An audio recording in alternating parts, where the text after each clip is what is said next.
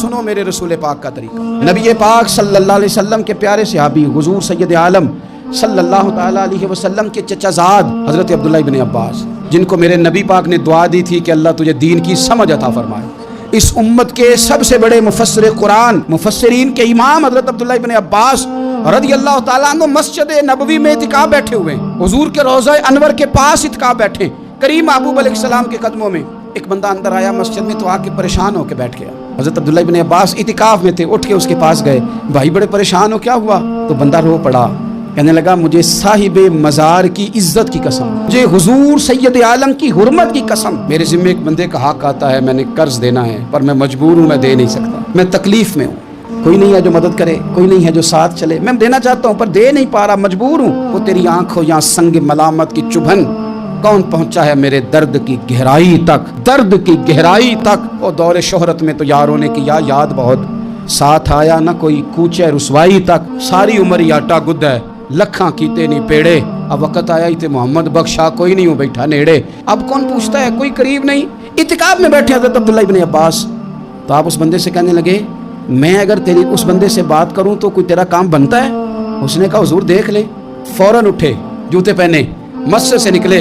बंदा कहने लगा हुजूर शायद आप भूल गए, आप इतिकाफ में। तो हज़रत अब्दुल्ला इब्न अब्बास की आंखों में आंसू आ गए। फरमाया भूला नहीं, मुझे याद है, पर मैंने ना ज्यादा लंबा अरसा नहीं हुआ, बात करते करते रो पड़े। कहने लगा लंबा अरसा नहीं हुआ, मैंने साहिबे मज़ार से, इस गुंबद में आराम करने वाले नबी पाक से सुना है कि जो किसी भाई की एक मुश्किल हल कर देगा, अल्लाह उसे 10 साल इतिकाफ करने से ज्यादा सवाब अता फरमाएगा। 10 साल के इतिकाफ से अल्लाह ज्यादा अजर अता करेगा। मैंने ज्यादा अरसा नहीं हुआ, अभी लंबा अरसा नहीं हुआ, नबी पाक से ये बात मैंने खुद सुनी है कि जो किसी की एक मुश्किल हल करे 10 साल के इतिकाफ से ज्यादा सवाब मिलेगा। रसूल करीम अलैहिस्सलाम ने पनाह मांगी। हुजूर फरमाने लगे अल्लाह मुझे कंजूसी से, बखीली से पनाह अता फरमा, कि ए अल्लाह मुझे अर्ज़ा लिल उम्र होने से पनाह में रख, जब उम्र इतनी ज्यादा हो जाए कि वजूद के हिस्से काम करना छोड़ जाए, इससे पनाह मांगी।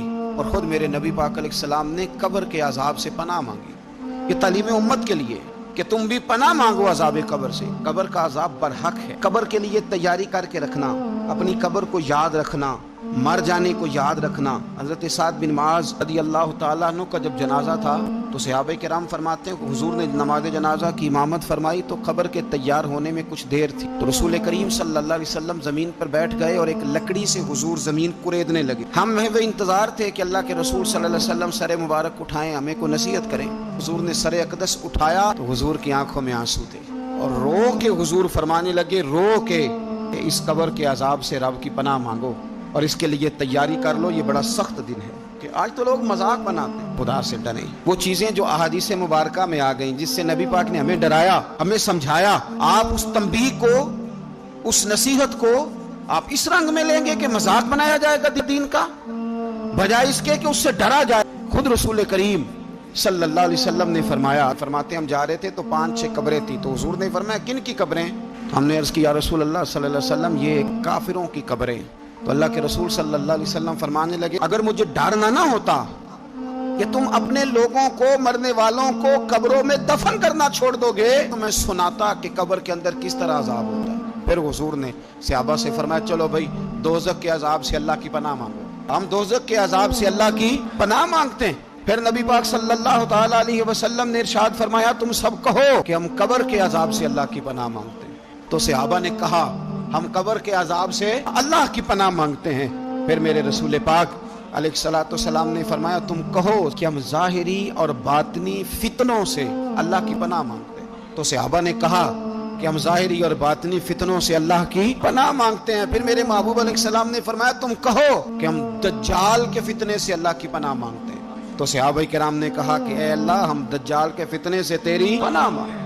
नबी पाक अलैहिस्सलाम ने ये अल्फाज कह के ये बात बतला के हमें समझा दिया, हमें कायल फरमाया महबूब ने।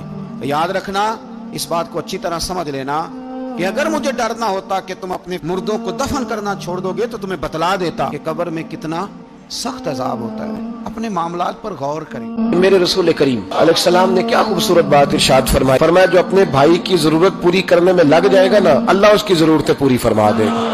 बस मोटी सी बात है कि तू अपनी सोच थोड़ी खुली करना यार, अपने आप को थोड़ा सा اخلاق کے بلند معیار پر لانے کی کوشش کریں, کسی کے لیے کوئی چیز قربان کریں. امام غزالی رحمۃ اللہ علیہ فرماتے ہیں جس بندے کا رونے کا پروگرام بن جاتا ہے نا ساری زندگی اور روتا ہی رہتا ہے, کیونکہ حضور علیہ السلام نے فرمایا کہ اللہ بندے کے گمان کے قریب ہوتا ہے. تو فرمایا جس کا ارادہ بن جائے نا یا اللہ مجھے دے, میں تیری مخلوق میں بانٹوں گا, تو اللہ اسے اتنا دیتا ہے کہ اسے بانٹنے والا بنا دیتا ہے. تھوڑا معیار تو بلند کریں نا سوچ کا.